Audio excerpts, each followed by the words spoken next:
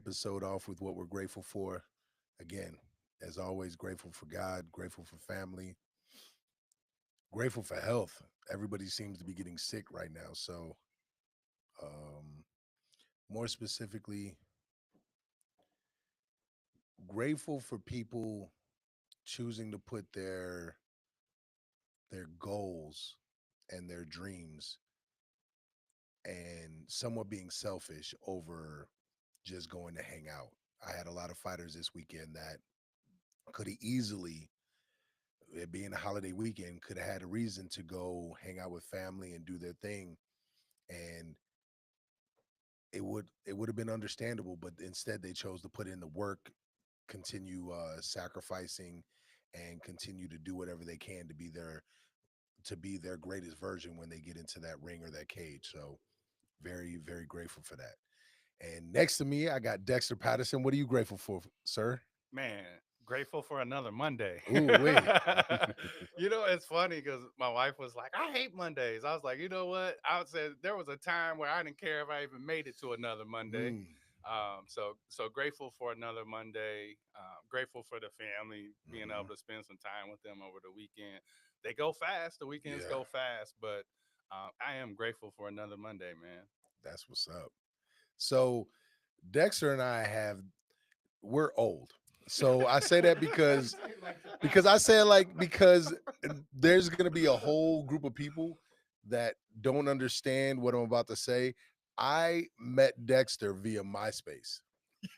So there's gonna be an entire Shout out to generation Tom. that doesn't know what I'm talking about right now.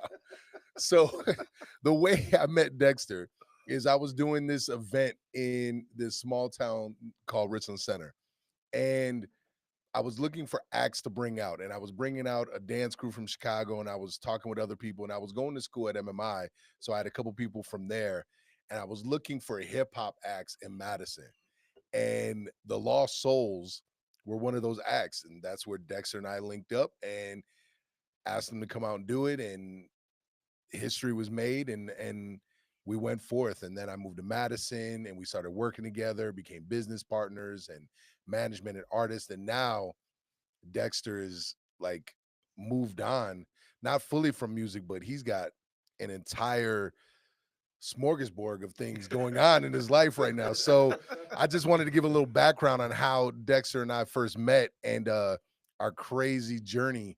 So could you tell could you tell us a little bit about everything that you're doing right now? Whew. Uh, a lot. So people always like, dude, how do you doing so much? And I'm like, you know what? I used to do more, Mm. and a lot of that stuff, I almost said something else, was stuff Hmm. I really didn't want to do. Yeah. So at this point in my life, I'm actually finally doing what I want to do. Mm. So I'm leading my birding club, the BIPOC Birding Club of Wisconsin. And our mission is to get more black and brown people and Mhm. indigenous folks outside enjoying nature. And that arm wrap is birds. Yes, birds, folks. Um, so that's a big part of my life, Yeah. and is running that club. I'm also full time faculty at the University of Wisconsin Madison, where I teach science communication.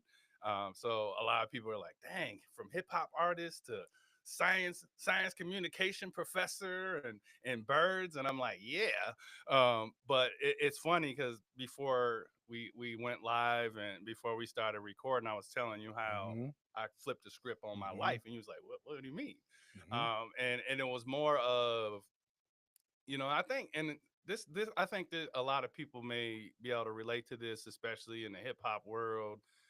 People living in the hood, underrepresented, people living in urban communities where, like, we're always trying to, like, prove ourselves to people, or we're always seeking approval from people that really don't matter, Sha. Yeah. Like, that's what's Yeah. crazy is, like, for so many years I was worried about pleasing this person or impressing this person, and like, as I gotten older, I ain't old, I don't know what you were talking about.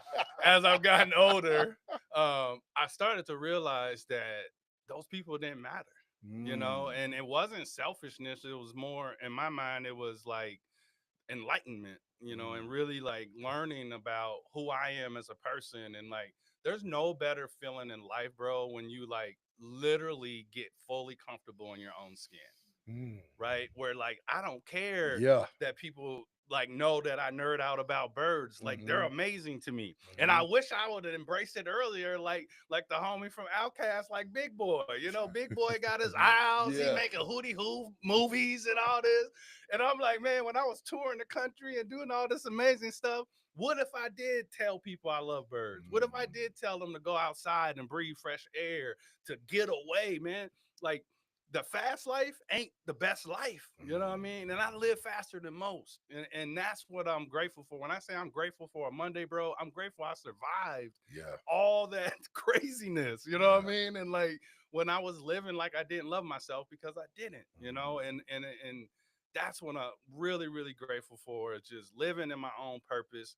Yes, I'm busy, but I'm doing what I want to do. And it's like when you start to do that, and I'm not the person that believes that when you do what you love, you'll never work a day in your life. That is BS. I know you People work say that harder. you work You harder, work right? harder. Yeah.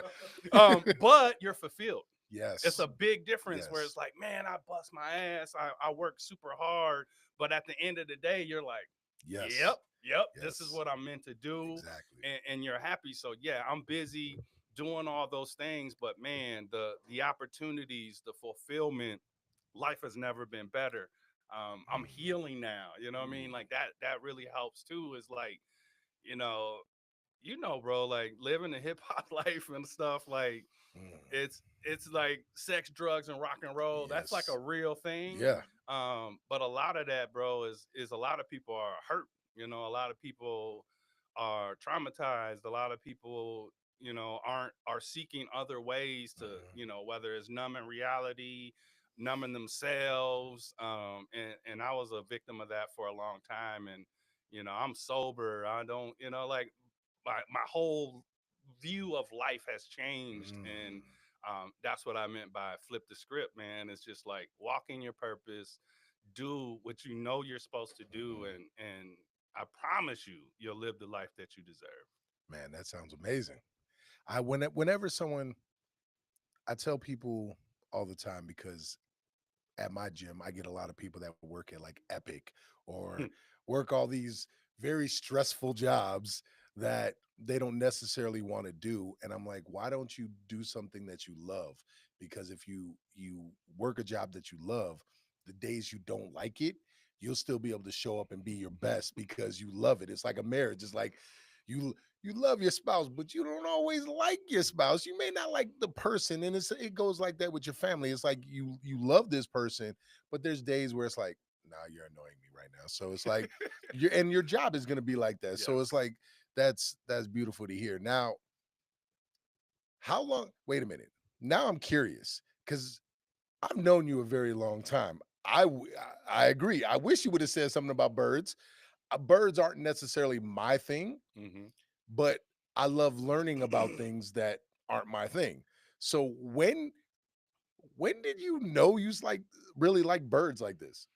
Bro, since I was a kid, like I always tell people, like I've always liked birds, but I never gave them the attention they deserved. Oh, Right. So like my oh, grandpa, he was a birder, on my mom's side. mm, And he gave me the best advice ever that I can remember. And he used to tell his kids this is just pay attention. mm, Just listen.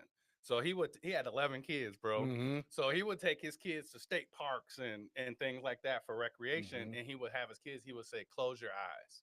What do you hear? Just listen. Just pay attention. And that's still to this day the best advice I've ever gotten when it mm, comes to just life in general. I tell my students that all the time. It's amazing what we see when we start to actually pay attention, mm, right? Picking our heads up, right? mm-hmm, From our mm-hmm, phones and different mm-hmm. things. Like I'm the media guy. They call me Digital Dex, right?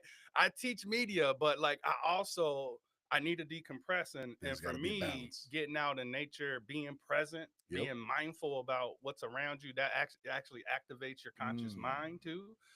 When you're actually paying attention, what do you feel? How do you feel? What do you see? What do you smell? What can you touch? What can mm, you see? Like when you do that on a regular basis, you start to live in the moment, right? You don't live in the past, you don't live in the future.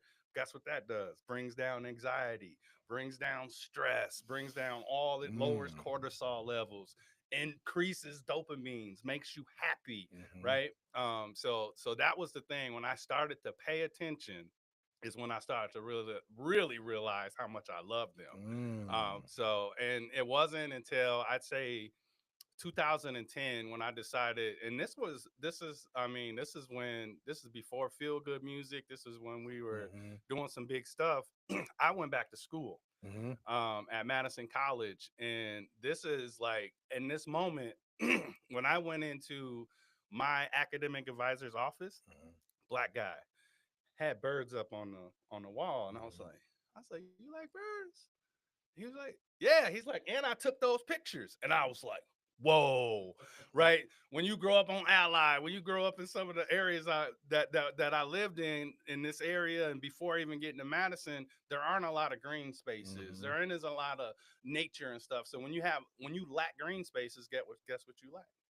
Birds, Mm-hmm. nature, all these Mm-hmm. things. It's called green lining, very similar to red lining, where they kind of keep us in these urban, in these areas that limit us from these natural areas and different things like that. But when I remember that day, I felt seen.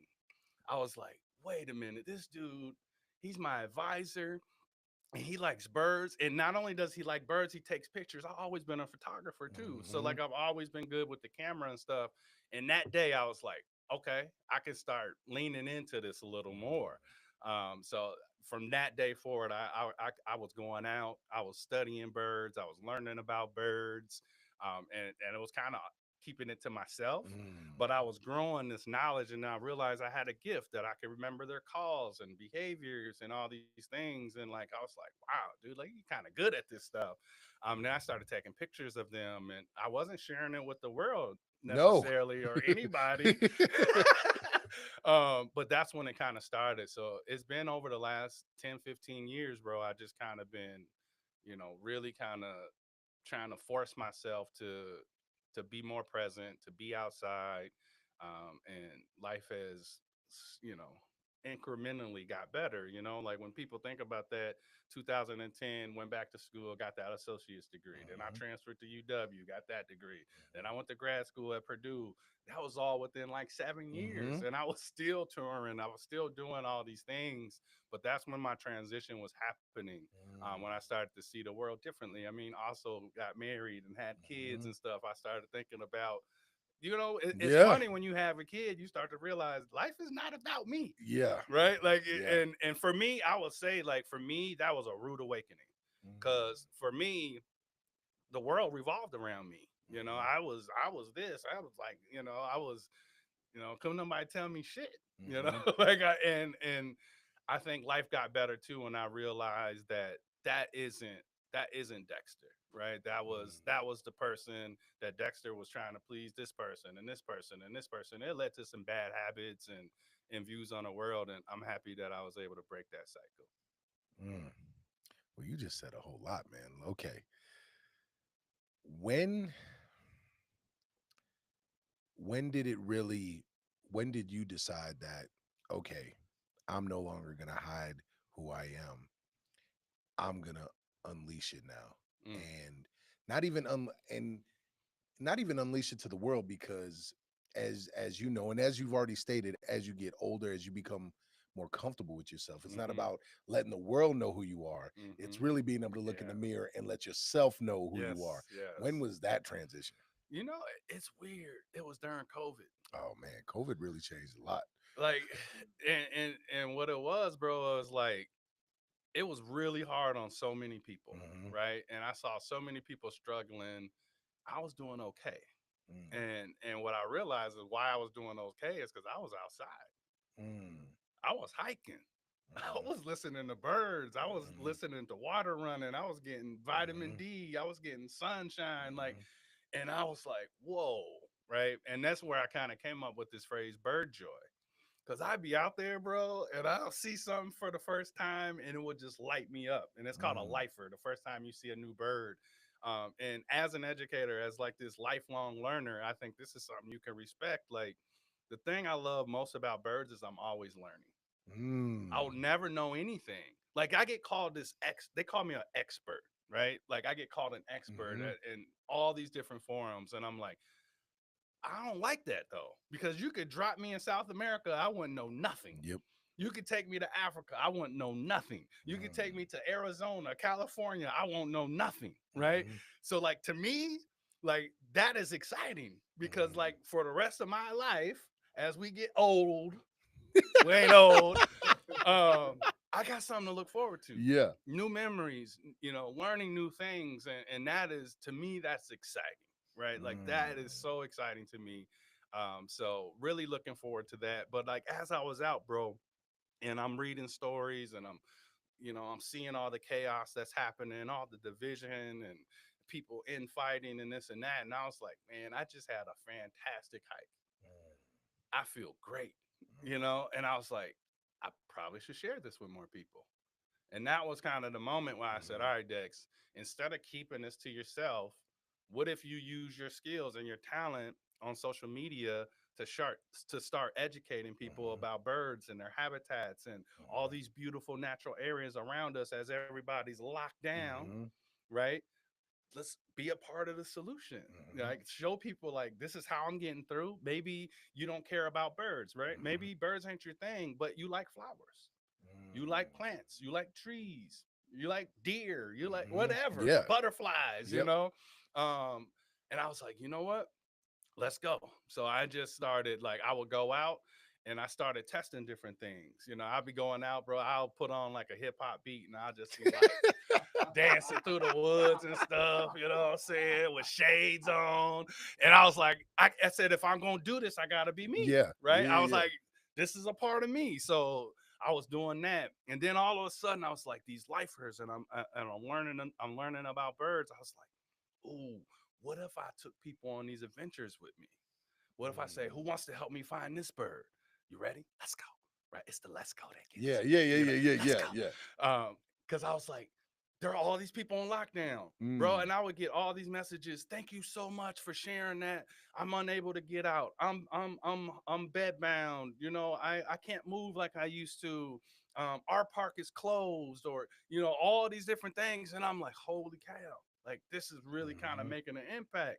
So I started saying, thanks for joining me. Thanks for joining me. And it was like bringing these people in, like they're literally with me. And that was the spark, bro, where Mm. where I was like, all right, this is it. Like Yeah. I'm going to embrace this. I'm gonna let Mm-hmm. that bird nerd flag fly, and be the flyest birder in the world. Man, Like that that's was what's kind of up. like the Yeah. moment where I was like, I got something here. And since then, millions and millions of views on these videos, bro. And it's just like the opportunities that has led to the impact, the relationships, bro. I've met so many amazing people in nature. Like I said, I like to meeting people in the wild. Mm-hmm. It's like the best thing Yeah. ever.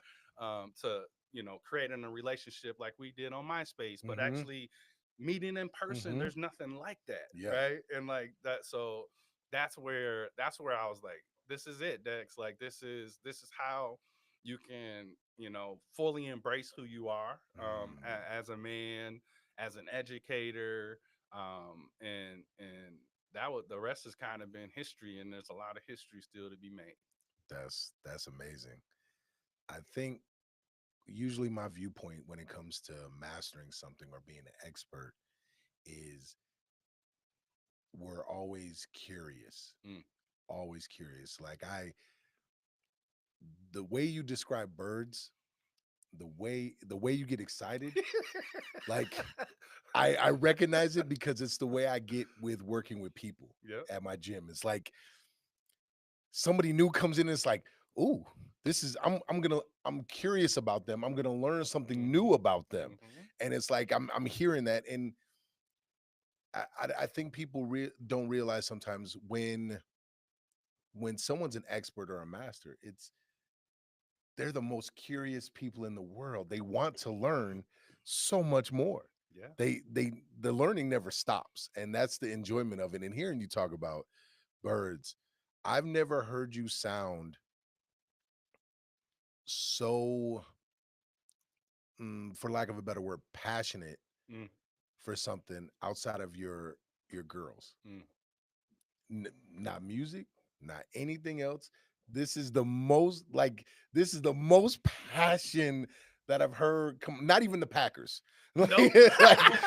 What's wild? I don't even watch them no more. Like it's like I like, barely watch them. I ain't go to no games. mhm. Like I barely shot any Badger games this year. Like it just like completely my brain Yeah, feels and wants different. You yeah. know, like I feel it you. sees the world different, I and I feel you love on it. that. Yeah, no, it's I love hearing that because it there's so many people that um, don't take control of themselves. Hence the you control Mm. you. It's like you're not taking control of your own life. You're not even willing to take a chance to find what you're passionate about. And usually it's right there in front of them. It's like you just got to be honest with yourself and just say, and you stated this is like, what's my purpose? Mm. And I'm a firm believer that our purpose is always to help others. Number one, Mhm. how you do that how you do that is different for everyone. And the fact that you took something that you truly loved and you were willing to just say, you know what, I'm not hiding anymore. Yeah. I'm not hiding who I am. I'm not I'm not going to shell up anymore. This is what it is. And now utilizing that to help so many others Mhm. connect with nature. And even I'll go a step beyond, even beyond nature, connect with themselves. Yes. Connect with themselves in a big way, whether they're your student or whether they're just someone that just happened to find you on YouTube or social media. Brother, that's amazing. Like, I don't, that alone is outstanding. So, like, kudos to you because not enough people spend time Mhm. knowing what they love and sharing it with the world to help. And if more people did that, I think we would be better off together as a society. Yeah. But like, kudos to you, sir. That's amazing. Appreciate you. Now, that's a big transition. Now, again, I I consider us family. Mhm. I've known you a very long time, sir. And I'm thinking about the process. You completely changed your life while being married, Yeah. while having girls, like four, Yeah, four of them. like, bruh, like, I have uno, one daughter. I can't even imagine. So it's like, how was this transition for you at home? Mm. Because I know when I stopped doing music and went to the gym, that was and bought a gym, that was a completely that's an overall. That's not college. That you started going to college, doing less and less music, birding. What was that transition like at home? And what were some of the either challenges or lessons? It depends on how you word Yeah. that. No, I think that's a great question. I started bringing them with me. Mm, And the cool thing about it is not bringing them with me and forcing them to look at birds mhm, and giving them some agency over the experience. mm, So there are a lot of cool tools you can use, like apps that can ID bird sounds and different things, right? So I'd give them the phone and let them use the Merlin Bird ID app is what it's called, and it has this sound ID function. You can hit boom, hit record and just hold it up in the air and it'll tell you what the birds you're hearing are, which is mm, fantastic, right? So like the kids would be like, Dad, I ain't never seen this one before. This a blue bird. What's one? It's not a blue jay though. What is that? And I say, it's probably an indigo bunting. They're like, you're right. And they're like, now go find it. Do your thing. You know where you do that thing where you say, let's go? Like, mhm, do it. And I would do it with them, right? But then they also have this other app called Seek. And what Seek is, it allows you to take pictures of plants and mm, flowers and trees and different things and to tell you what it is. So I'll let them use that. Right. So you know they can look and like, oh, that's a beautiful flower. I wonder what it is. And then I'm like, Dad, I just found trillium. Or mm. Dad, I just look, that's poison ivy. Leaves a three, leave it be. Yeah. Right. So they're like learning all this stuff. Oh, look at that big old tree. Can I go climb it? Yes. Mm. Yes, you can. Right. Can we go fishing after this? Yes, you can. right? So giving them some agency. So when they're like, oh, dad's going birding, I want to go too. Because Mm. they start to associate birding with just being outside Yeah. and being able to be a kid, you know? Hmm. So for me, it was amazing because it gave me more time with my girls, more time not distracted by just stuff, Hmm. right? More memories. Like Hmm. as we get older, the memories are what matter, Yes. right? Those experiences are what we really kind of hold on to and Hmm. cherish. So like it made me more present with my kids. It made me less angry. It made me less um, like busy with stuff that didn't necessarily matter, Yes. right? So I look at it as it was a blessing all around because they got a better version of dad and they got better quality time with dad. Mm. That's what's up. That man, that's incredible. That's incredible. So your passion really, this is how dope this is. You've just basically broken down on how you being honest with who you are to yourself, following what you're passionate about, Hmm. utilizing it to help others, Hmm. brought you closer to your family. It did. Like those three pillars that most people will never ever develop on their own. You've taken the time to do that, and it brought you the greatest joy in the world, which is just being closer to your loved ones and creating, as you said, memories and these great times. That's Bro, my commendable, sir. babies have held falcons That's dope. and birds and released them into the Hmm. wild and like done things that they'll never forget. Yeah, You know what I mean? Like so, but they also see how happy their dad is. Right? that's big. That's That big. is something, that people I think take for granted. Like when I come home, I'm not like, I'm Hmm. tired. No, I'm like, what's going on? You Yeah, know what I mean? Like, how was your day? Like, that's our thing. And yeah. how was your day? How was your day? Did you see any new birds, Dad? Like they'll ask me that kind of stuff.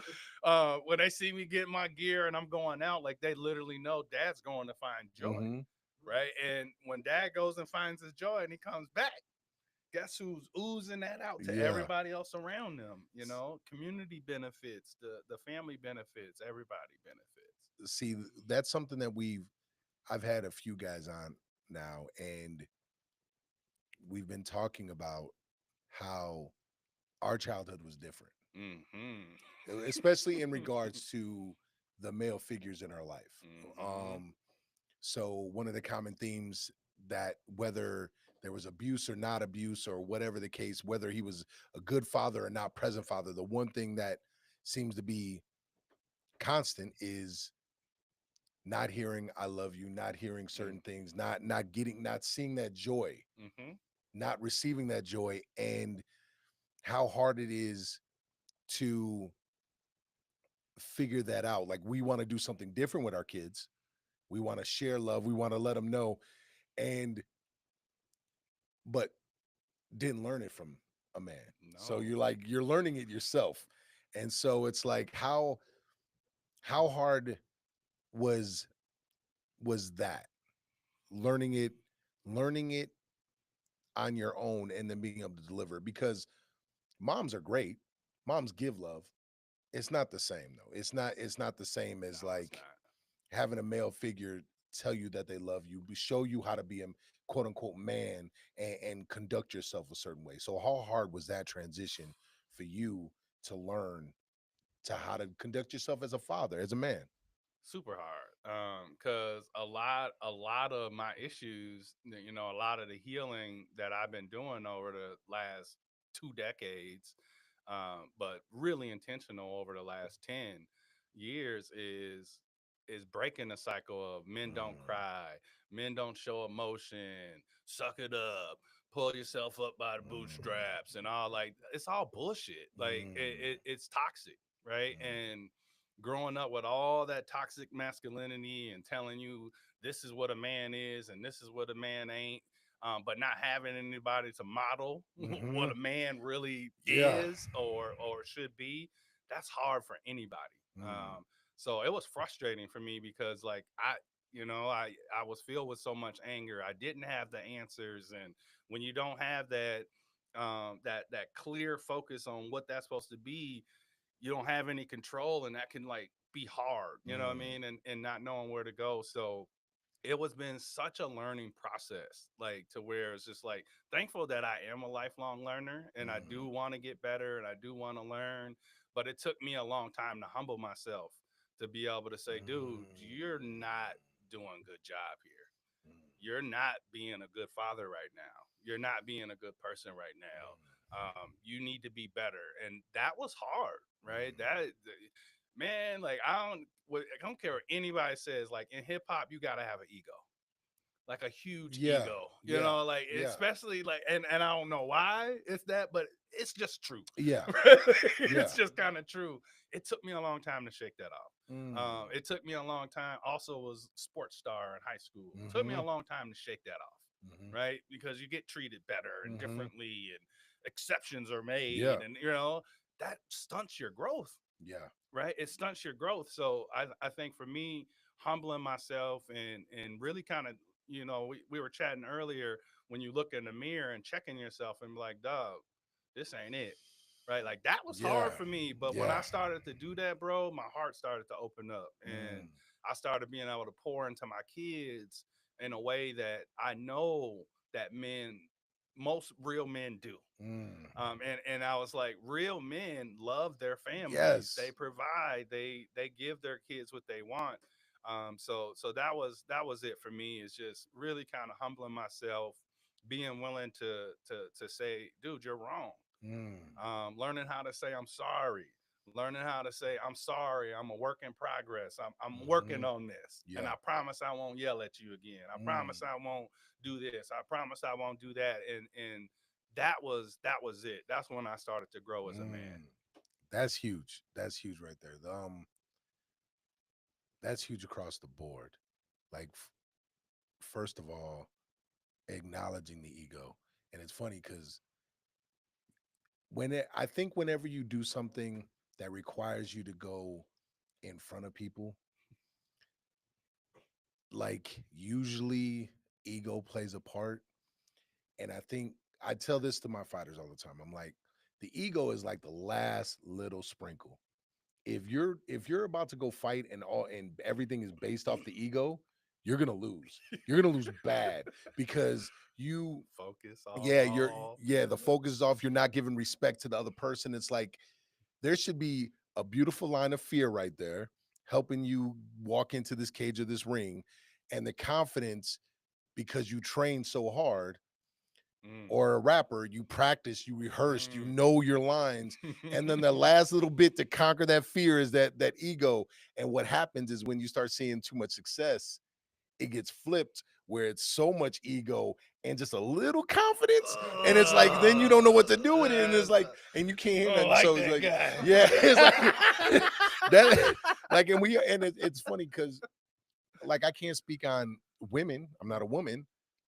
I know it from a man's point of view. Like that's a dangerous place to be when you're just living in your ego because Ugh. it's like it's darkness. It's like you can't even recognize who you are anymore. And it's like so that's beautiful that you talked about shedding that and definitely being able to apologize as a man. I love hearing the fact that apologizing to your kids, apologizing like that's one thing that I know when it comes to my even my own daughter. It was like when she was in high school, especially. It was like, look, dad wild out. My bad. I shouldn't have overreacted. I shouldn't have reacted this way. No, it's okay, dad. No, it's not It's because I don't not. want another man to talk to you like this. I don't want another man to raise his voice at you. This is my fault. I I shouldn't have done this. It was okay for me to be upset, but not okay for me to raise Not my the way I voice. reacted. Yeah, Yeah. like there was no reason for me to do this. And it was like you're it's a beautiful thing because hearing you talk about that, like you're setting them up for success whenever they pick the man in their life. Hmm. Because like let's not front. Our daughters are gonna pick the type of guy based on their dad, what they're getting. And so it's like That's so dope to hear, man. My Like mom that's always says we teach people how to treat us. mm, see, Mom Dukes is super smart. Mom Dukes is so Yeah, smart. yeah. So I was like, you know what? I can break the cycle with these ones, There you go. and improve myself along the way. Man, hell yeah.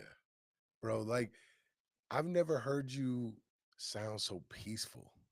Mm. This is like it's different being around you, right? I'm different. Like it's so dope. Like so your sisters told me like he's changed, like I'm he's so different. different. Yeah. And it's like and it's it's resonating off of you. There it's like that's a beautiful thing to be around someone and it's like they truly just love life. Hmm. That's beautiful, man. So, what is before because you dropped some news that I didn't even know about. Like, so we're gonna definitely dive into that. Like, I'm me and your nephew are gonna read the book and enjoy that together because he's not fond of reading, so this will be a good thing that we Lots can of read pictures together. in it. You know. Well, the weird thing is though, well, not weird, but he enjoys going outside. He enjoys the Hmm. birds. Like he's already like, Dad, I want to get a camera. And I'm like, okay, let's pick out a camera.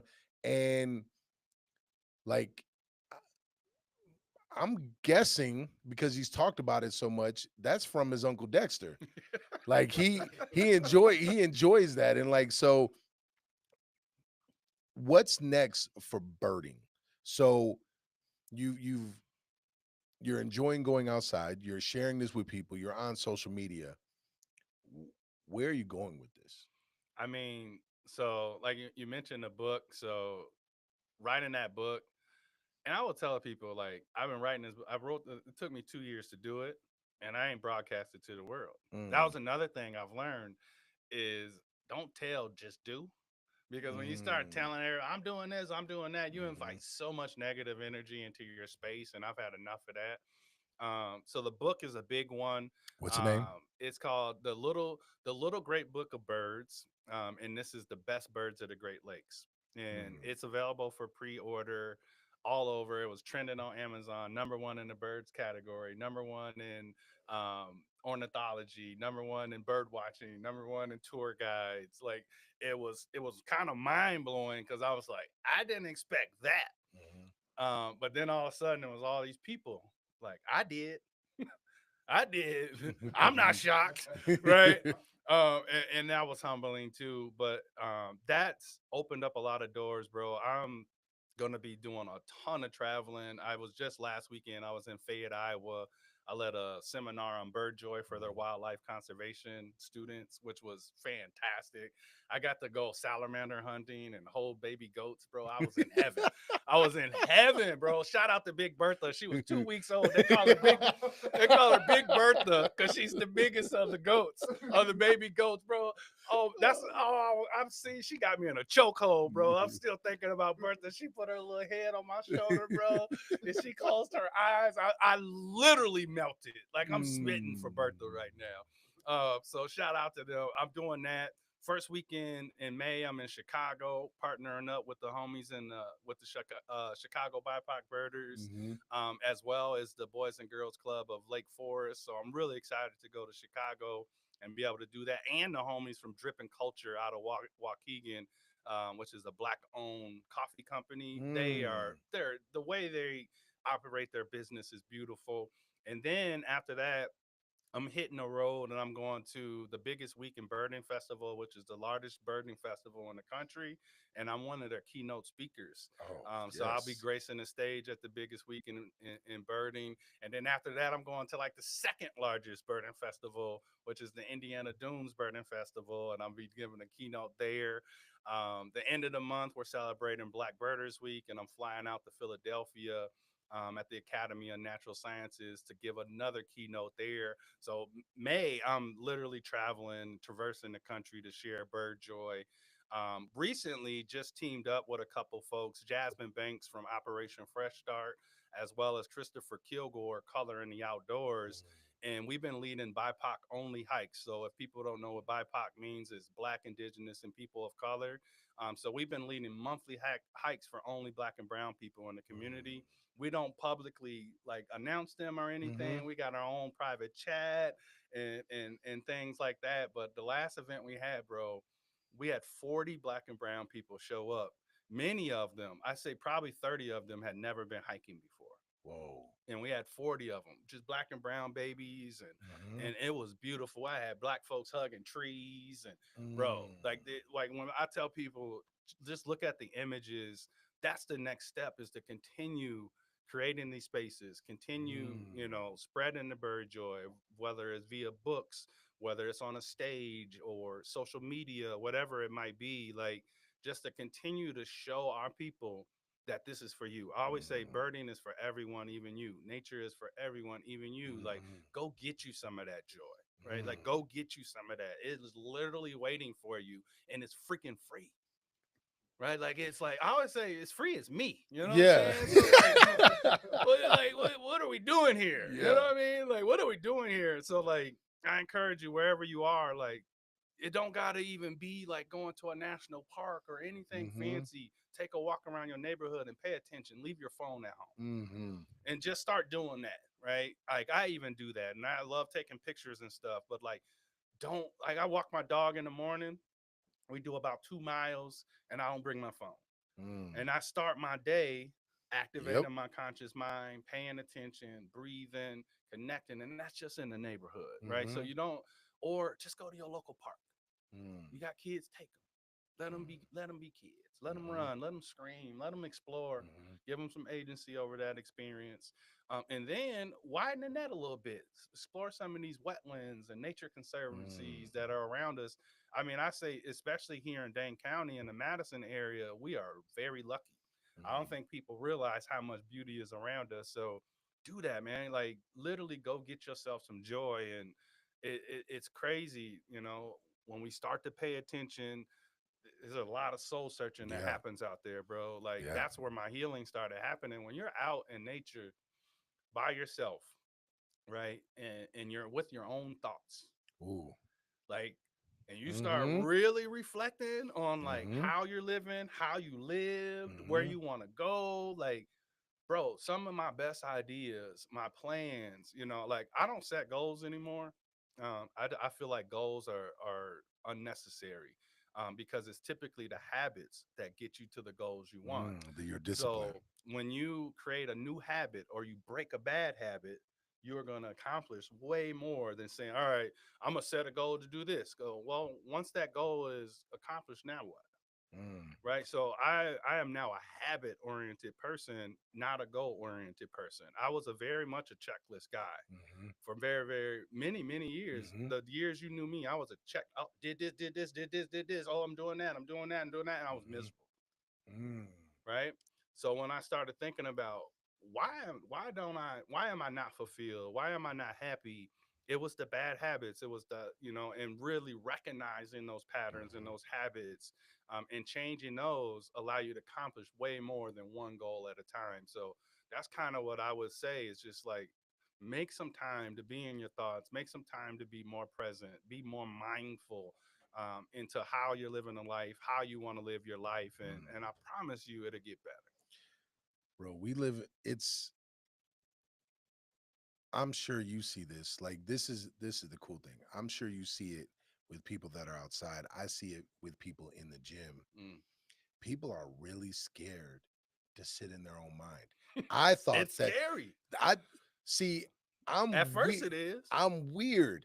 I'm so used to it. But at first it's hard. It's like you Yeah. start like that's where the humbling came in, where I was like, oh, you messed up. Yeah. Well, yeah, that yeah. And I that's scary. That I is couldn't scary. I couldn't believe it. Sometimes so it's really easy for me to look at someone and say, okay, if I work them past their breaking point, I'll get them to where I need them to be. But with some people, I've learned if I just have them stand there Mm. in silence, that's a harder thing for them to do than to work out. And I'm like, yo, just really? And the more I learned that, the more I was like, oh man, people really do struggle being in their own head. And it's like It's a thing. it's like It is. they're afraid to talk to themselves. Like I'm so crazy with it. Like this is all my kids know is that dad talks to himself often. Dad just has full-blown conversations with himself. And usually, and I tell people now, and this is where I had to like be open with myself, it's usually me talking to my ego and like, yo, Mm. hey, you're bugging. Or look, I got it. Let me drive the car. Like, Yeah. like chill over Chill, there. bro. Like Chill, bro. chill. And so it's like, and it's so beautiful to hear you talk about this, man, because for you, for me, it's in water. Mm-hmm. It's not nature is cool. If I'm in water in nature, I'm good. Anytime I'm in water, I have the best conversation with God, with myself. Is like Mm-hmm. it's dope. And you discovered it's just being outside for you. And so, what Oh, do I you? own a kayak too. Oh man, so But I you be out just, on the lake by myself looking at birds in my kayak. It's crazy. you know what? I'm a, I literally we do birding by boat events and get people on the water. this is insane. This is okay, Dexter. Okay, Yeah. Dexter. I'm curious now. First of all, I'm too the times of me being in the kayak are done. I'm not my I'm like I ain't getting in the kayak. A boat is cool. Okay. So you done so yeah, you just what I have two questions for you and they're different, so I'll give you the first one. What do you tell somebody that has maybe doesn't have they don't think they have access to outside? Like I work with Mm. I I see the difference because the kids I mentor that are in the juvie system, they're put on a farm. Mm-hmm. They're proud of the tomatoes they grow. They're proud of it. Mm-hmm. But what about the kids or what about the parents that don't think they have access to this, Bro, to them, to outside? bro. What would you tell them? Access is something that we're fighting on a regular basis. Mm, So this year we launched a birding backpack program that has binoculars and field guides and a guide to areas around their community centers, and all the community centers and the orgs that we're working with serve underrepresented groups. mm, They have to have free lunch. They're serving, they're serving mm, our kids, our mm, people that look like our children. So giving them those birding backpack programs, but also recently just launched a Bus to Nature program, which we are giving out $500 scholarships to these schools and these community centers, and we're paying for the transportation to get their kids to these spaces mm, because they don't have the access, mm. right? And now Yeah. that has always been a common theme, whether I'm talking to a program manager or a parent, that maybe that place I would love to go there, but it's off the bus line, Mm, right? So removing the barriers is a big thing when you talk about where's birding going next for us at the BIPOC Birding Club. Is we are trying to give as much access to people as possible, and getting these kids, especially in the summer when they don't got nothing to do, mm, getting these kids, paying for them to get to these parks, and then giving them binoculars, giving them things that they can explore about plants and different things, allowing them to run and be free, mm, and have people that look like them, bro, leading them.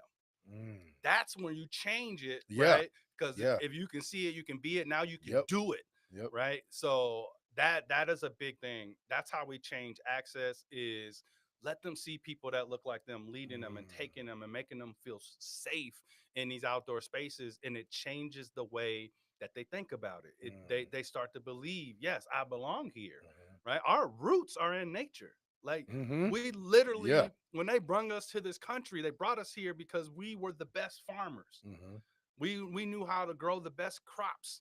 When I think about my ancestors and things, they lived on sharecropped land. When I think about people like Harriet Tubman, when she was freeing slaves, bro, she listened to the sound of the barred owl. And she would imitate the barred owl sounds to let people know that the path away was wow. free, that it was safe, right? So like we've always been naturalists. We've always been connected to the land, and over generations we started to lose that. 50 Mhm. years ago, black people owned over 14% of private land in this country. We're at 1.4% now.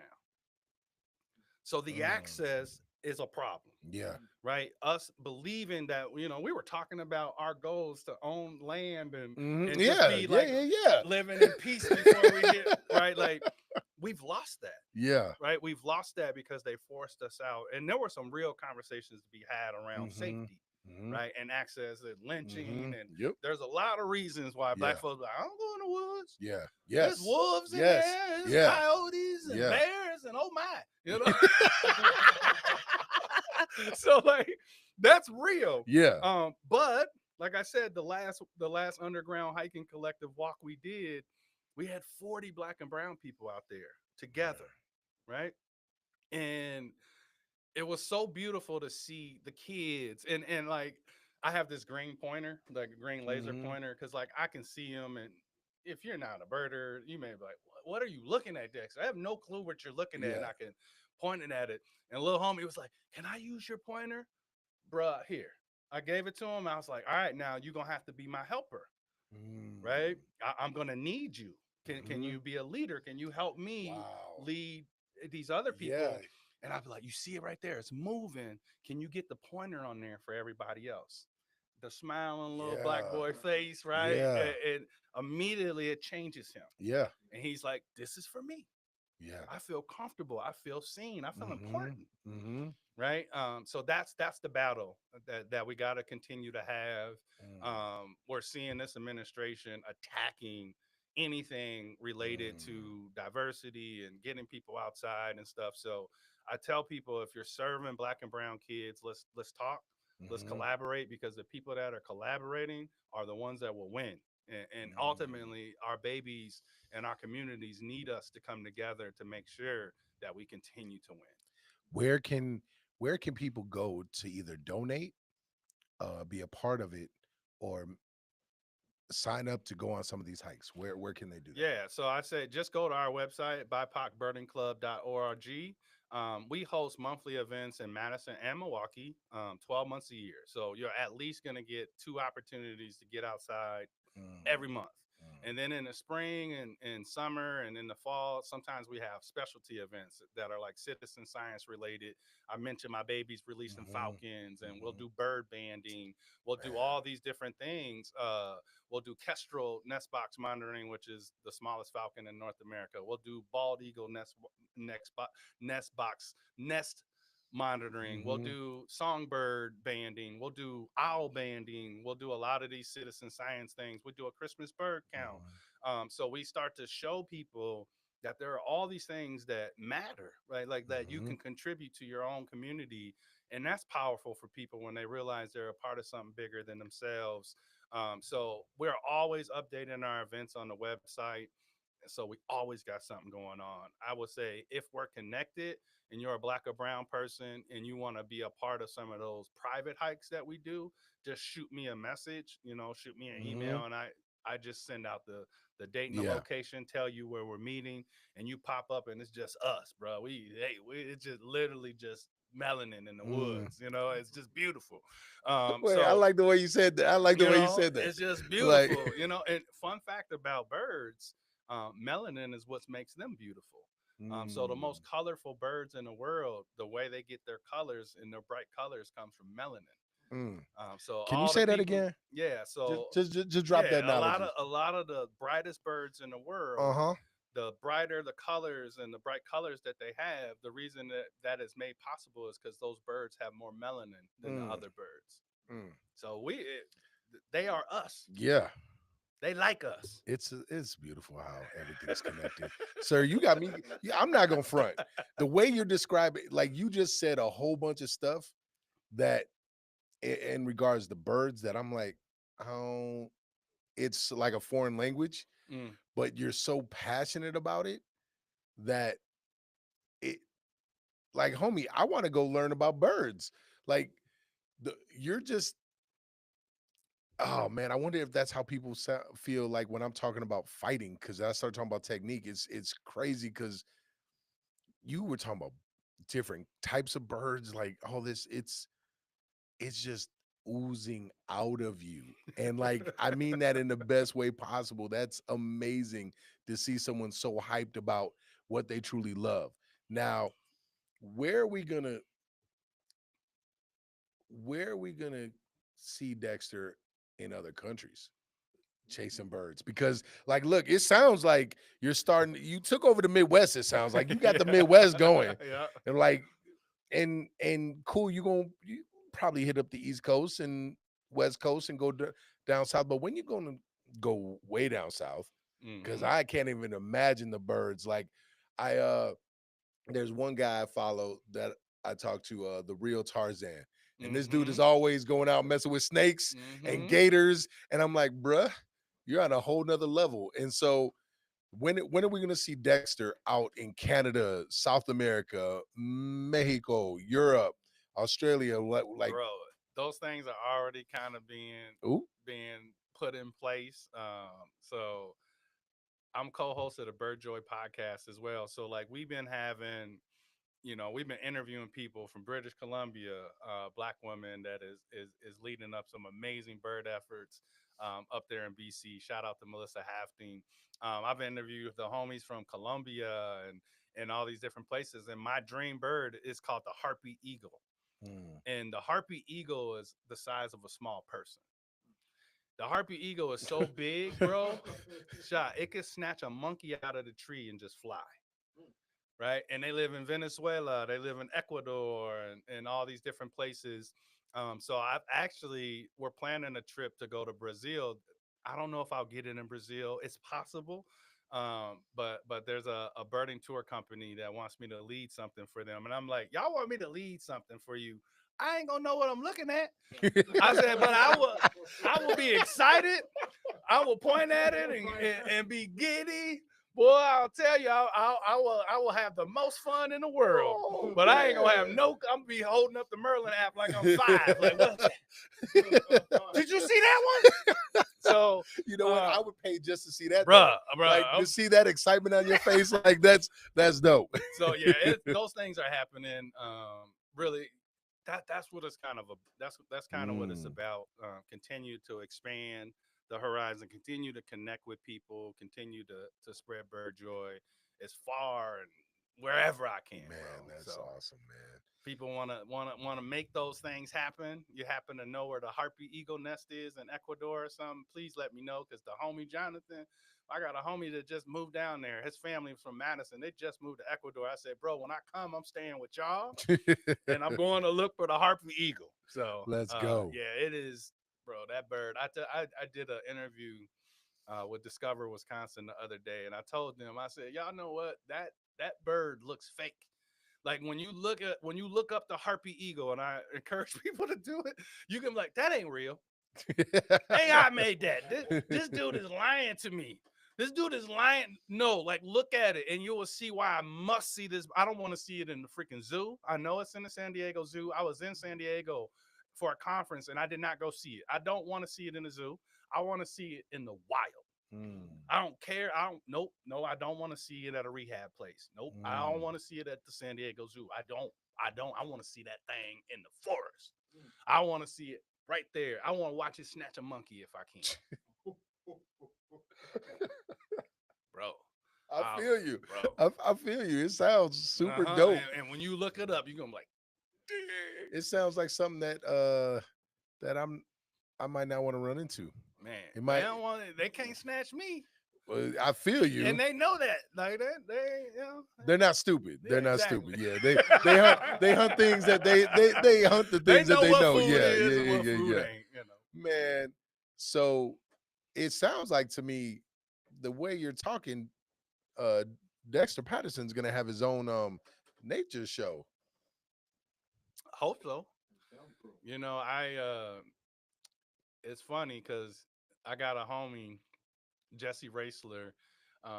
He's a filmmaker and he's done some amazing documentaries, and we've been chatting about a TV show for a while now. He's working with Magnolia Network and PBS and a lot of these different things. Friend of mine, Christian Cooper, he won an Emmy Award. I just had him in Madison a couple weeks ago. He won Mm-hmm. an Emmy for Extraordinary Birder, and that was done by National Geographic. Mm. And he's a black man. He just traveled the world teaching people about birds. Yeah. So we had him in Wisconsin. He did Overture Center, and then he did Milwaukee Public Library a couple weeks ago. We took him up to Horicon Marsh, which is the largest freshwater cattail marsh in America, Mm. and it happens to be 35 minutes away from the east Mm. side of Madison. Right. Well, I So didn't know these that. are some of Yeah. the places where I tell people you really don't know what's around you, and when you start to explore, when you start to get access to some of Mm-hmm. these places, it changes you, man. Yeah. When you see what's possible, I call it opening up windows to wonder, Yeah. because Ooh. you open up one and then you open another one and Yeah. another one and another one and another one, and that's what keeps that passion flowing, because those windows keep opening. Yeah. No, that's super dope.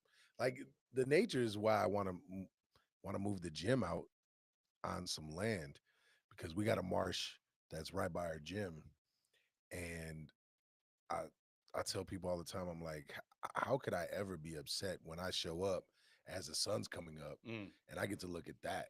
Like it's Mm-hmm. beautiful. And then we might have a whole bunch of different birds, I don't know, but I know we have a family of sand cranes that always shows up Mm-hmm. and they love beating on my window. It's like they just come up there and start beating on the window. It's like, oh, okay. That's the male So bird seeing his reflection, yeah, bro. yeah. I feel like that's what we assume, but it's He's fun. like, bro, what you doing? And every year they have, or every couple years they have some new babies Mm-hmm. that you see them walking. Is like we love that. We'll Little sit it. fluff Yeah, balls, yeah. yeah. We'll sit out there and we'll watch them walk. But oh man, that's incredible. I didn't know about that. Wait, could you what's the name of that marsh again that you just mentioned? Or the land you were talking about? Horicon Marsh. Horicon Marsh. I've never heard of that. Yeah, That sounds it dope. is beautiful. It's a historical landmark in our state. It's one of the few places you can see the endangered whooping crane, which is really cool. Which is the most endangered crane species in the world, and they happen to nest there. Why are they endangered? Just Because hunting or overhunting. I mean, a mm, lot of people don't know we almost lost the sandhill crane. I only know that because they're by my gym and like you can't touch them, you can't mess with them. Like Not you gotta, now, but yeah. now they've reintroduced legislation to hunt them again, and they're actually one of the best conservation stories. Period. Not just for our state, just the recovery of the sandhill crane in Wisconsin. I mean, spearheaded by Aldo Leopold. He basically said at one point, I think we were down to about 20 nesting pairs Mm, of these birds across our entire state. And he was basically, he created this conversation about land ethic. And he was like, we don't deserve these majestic creatures if we're just mm, shooting them. They call them the ribeye of the sky. People gave them this nickname because supposedly they're delicious, and mm. people overhunted them, and by hunting them they started shooting the whooping cranes thinking they were sandhill cranes, Oh, right? mm, And I always say if we don't learn from history we're bound to repeat it. exactly. I am super anti crane hunt. Yeah. There's technology, there's science, there's a science communicator, there's a lot of things that have been developed to help the farmers, because the cranes will eat crops, and I get that side of the argument Mm, too, right? Like that's your livelihood. yeah. But they have things called avapel where you can coat your seeds in this like coating that is completely safe for everybody, but the cranes, they don't like the taste and they won't Mm, eat your crops. So I would say let's embrace more of that before we start to hunt think them down about again. wiping them out Yeah. again.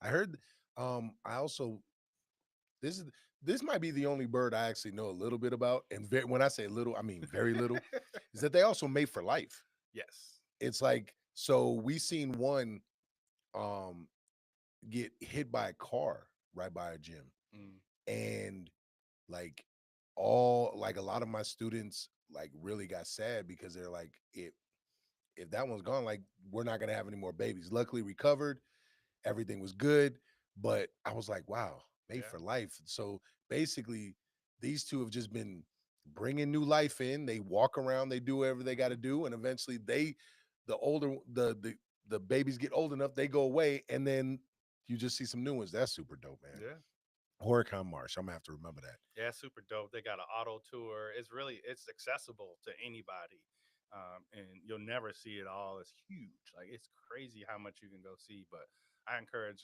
anybody and everybody Mm, to do that. And you can stay in your car. Like I said, you can do the auto tour. You can walk this large boardwalk if you want. If you don't feel safe, but there are a lot of different ways for mm. people to explore that place. You know, a place that I'm sure you would love, and it's so like I would have never thought it was gonna come out my mouth until I've been there is Utah. Mm. Like I seen again, I don't know nothing about birds, but I seen a lot of birds I've never seen Yeah. before. Oh, like chilling in the mountains. I was like, what is that? I have no idea what that is. And like that was super dope. I'm sure someone like you that loves to be out there would Yeah. love some Utah. That was I got a bird on me in Utah. So yeah, I'm planning on trying to get out there. man, that's incredible. So I only got one more question for you. And I ask every single person that comes on this show. We've all had those moments, and you've talked about multiple moments in your life. Could you tell us mm, what was that moment where you were like, okay, I really need to take control of my life? Mm. What was your you control you moment where you were like, okay, this machine isn't operating right. I need to take control of it. Yeah, What was the catalyst for that? And how did you get through that? I would say when I started looking in the mirror and having suicidal thoughts. Mm, When I started saying like, what is my purpose here? Like, why am I here? And wishing I wasn't, and thinking of ways to make that happen. mm, And that's when life got real. You know, that's when I was like, Dex, you got a problem. You got to deal with mm, this problem. And that process is ongoing. mm, But when you start to walk in your purpose, when you start to be proud mm, of the work that you do, that helps you heal, and forgiving a lot of the people that I held a lot of anger towards, in regards to a lot of the trauma and different things that I went through.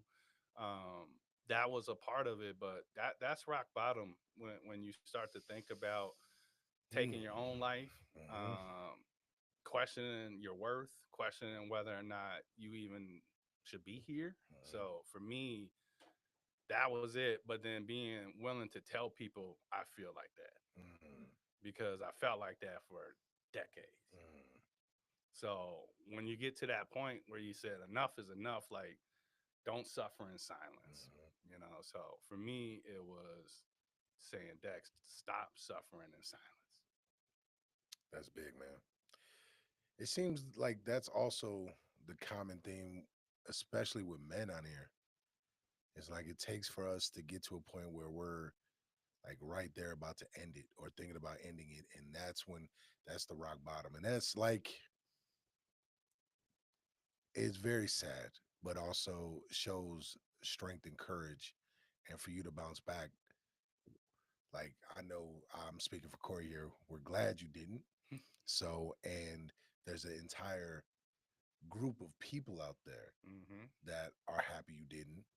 And so just keep pushing and like thank you for sharing such a beautiful story and thank you for sharing just your passion, brother. Like it takes a lot of courage just to share your passion.